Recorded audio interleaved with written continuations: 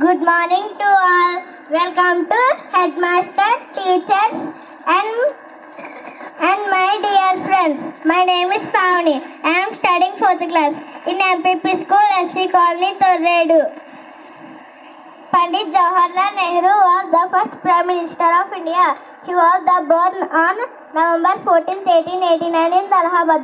His father's name was Motilal Nehru. He received his education in India. He went to England for higher education.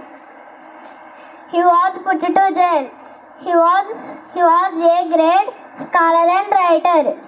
He was written Discovery of India. He was known as Chacha Nehru.